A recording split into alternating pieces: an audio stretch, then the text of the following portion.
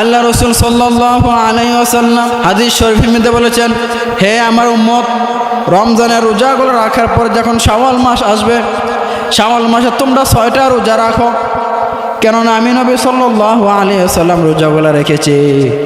রোজাগুলো এত ফায়দা যে বান্দা শাওয়াল মাসে 6টা রোজা রাখবে, 1 বছর রোজা রাখলে যে সওয়াব আল্লাহ রাব্বুল আলামিন তার আমল নামে একই সওয়াব দান করবেন। সুবহানাল্লাহ। শাওয়াল মাসে ফজিলত হলো 3টা ফজিলত, 3টা আমল বেশি বেশি করবেন। 1 নম্বর 6টা রোজা রাখবেন। 2 নম্বর কুরআন শরীফ খতম করবেন। 3 নম্বর নফল রোজা রাখবেন। আল্লাহ রসুল সাল্লাল্লাহু আলাইহি ওয়াসাল্লাম একদিন সাহাবীদেরকে নিয়ে বসলেন।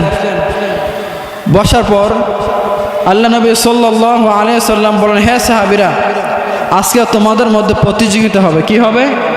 প্রতিযোগিতা হবে।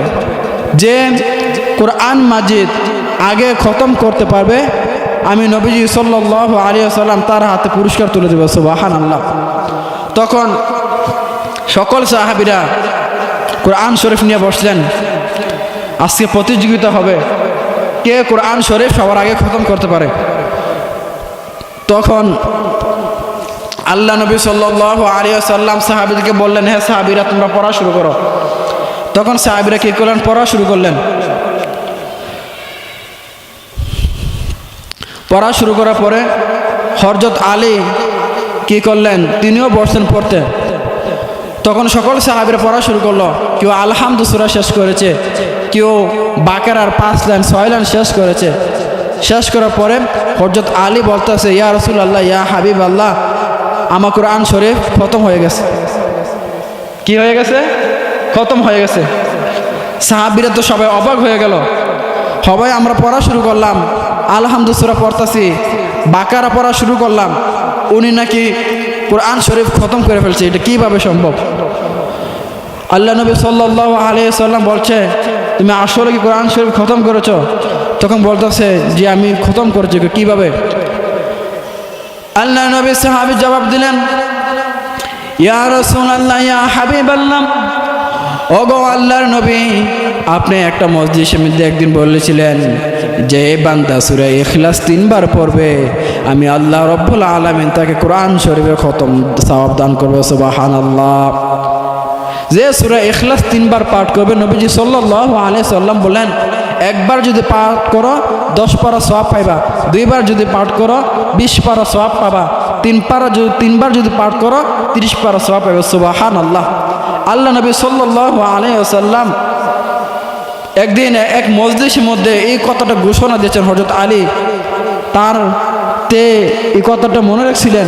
হযরত আলী তিনি কথাটা মনে রেখে নবী সাল্লাল্লাহু আলাইহি ওয়াসাল্লাম বলেছেন, ইয়া রাসূলুল্লাহ, ইয়া হাবিবাল্লাহ, আপনি তো বলেছেন যে 3 বার সূরা ইখলাস পাঠ করবে, আল্লাহ রাব্বুল আলামিন 1 পারা কোরআন শরীফে খতম সওয়াবের তার আমলনামা দান করবেন। সুবহানাল্লাহ।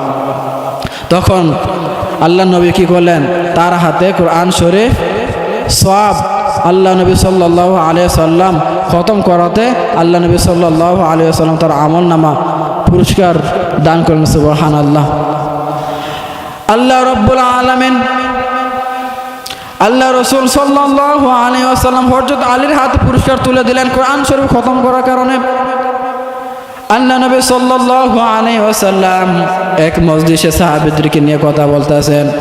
হঠাৎ করে একটা মহিলা আসলো। আসার পরে আল্লাহর নবীকে বলল, ইয়া রাসূলুল্লাহ, ইয়া হাবিবাল্লাহ, ওগো আল্লাহর নবী, আমি বিয়া করতে চাই। আল্লাহর নবী বলতেছেন, আপনি বিয়া করবেন? আচ্ছা ঠিক আছে, কেমন ছেলে পছন্দ করেন? তখন ওই মহিলা বলল, ইয়া রাসূলুল্লাহ, ইয়া হাবিবাল্লাহ, যার মধ্যে 3টা গুণ থাকবে আমি ওই ছেলেকে বিয়ে করব। সুবহানাল্লাহ। আল্লাহ নবী বললেন, 3টা গুণ বলো। তখন ওই মহিলা বললেন, ইয়া রাসূলুল্লাহ, ইয়া হাবিবাল্লাহ, আমার 1 নম্বর শর্ত হইল যে আমাকে বিয়ে করবে, 1 নম্বর শর্ত হইল সে প্রতিদিন কোরআন শরীফ খতম করতে হবে। 2 নম্বর শর্ত হইল সে সবসময় সারাদিন রোজা রাখতে হবে। 3 নম্বর শর্ত হইল সে সবসময় নফল নামাজ পড়বে সারা রাত জেগে। আল্লাহ রসুল সাল্লাল্লাহু আলাইহি সাল্লাম এই মহিলার শর্ত শুনে অবাক হয়ে গেলেন। সকল সাহাবীরা অবাক হয়ে গেল, এটা কিভাবে সম্ভব? প্রতিদিন সবসময় রোজা রাখা কি সম্ভব কারোর পক্ষে? দৈনিক এশারের নামাজে পরে ঘুমানোর আগে কোরআন শরীফ খতম করা কি কারোর পক্ষে সম্ভব?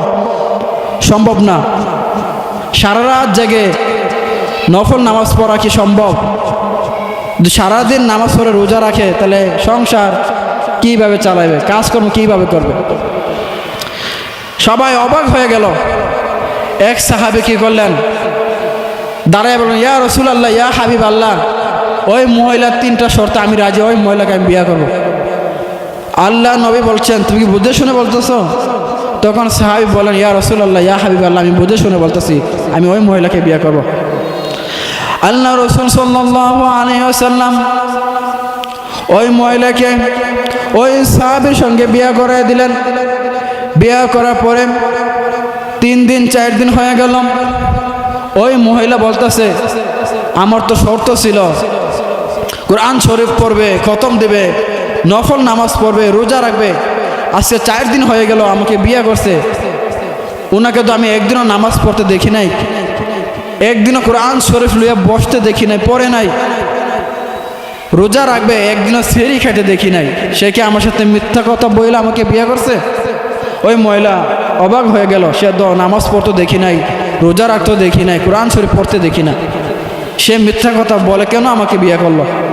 তখন ওই মহিলা আল্লাহ নবী সাল্লাল্লাহু আলাইহি সাল্লামের কাছে গেলেন, ইয়া রাসূলুল্লাহ, ইয়া হাবিবাল্লাহ, আপনার যে সাহাবী আমাকে বিয়ে করছে, ওই সাহাবী আমার সাথে বিদ্রূপ করেছে, ওই সাহাবী আমাকে মিথ্যা কথা বলছে, মিথ্যা কথা বলে আমাকে বিয়ে করছে। তখন আল্লাহ নবী সাহাবীকে বলেন, ইয়া রাসূলুল্লাহ, ইয়া হাবিবাল্লাহ, আল্লাহ নবী বলছেন এই সাহাবীকে ডাক দাও। সাহাবী আসলো। এই সাহাবী, তুমি কেন মিথ্যা কথা বলে ওই মহিলাকে বিয়ে করছো? 3টা শর্ত ছিল, তুমি একটা শর্ত পালন করো নাই। তখন আল্লাহ নবী সাল্লাল্লাহু আলাইহি ওয়াসাল্লাম বলেন, ইয়া রাসূলুল্লাহ, ইয়া হাবিবাল্লাহ, আল্লাহ নবী বলেছেন এই সাহাবী তুমি 3টা শর্ত তো পালন করে না। তখন সাহাবী বলল, নবীজি আমি 3টা শর্ত পালন করি। বললেন সুবহানাল্লাহ। তখন আল্লাহ নবী বলেছে, কিভাবে পালন করো?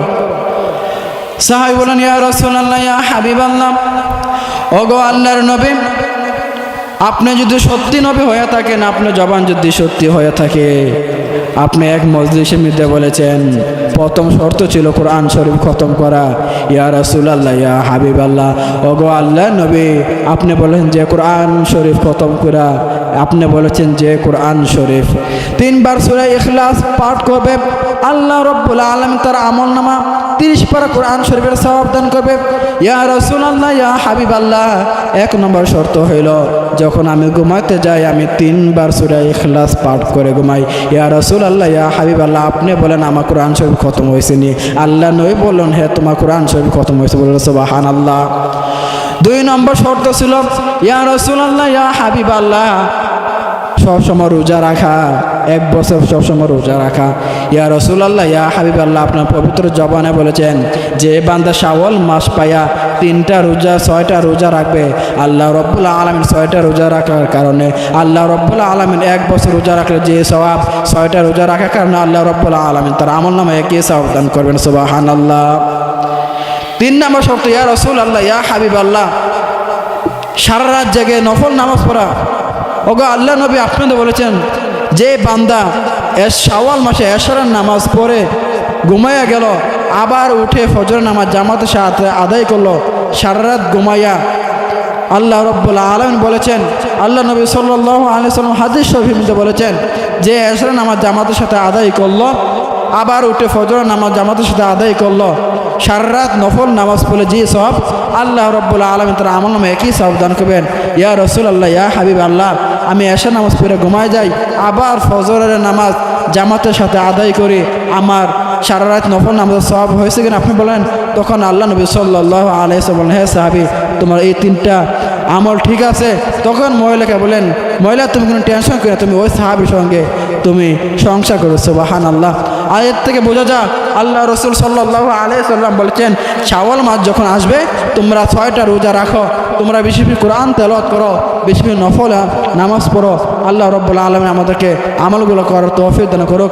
আসসালামু আলাইকুম ওয়া রাহমাতুল্লাহি ওয়া বারাকাতুহু।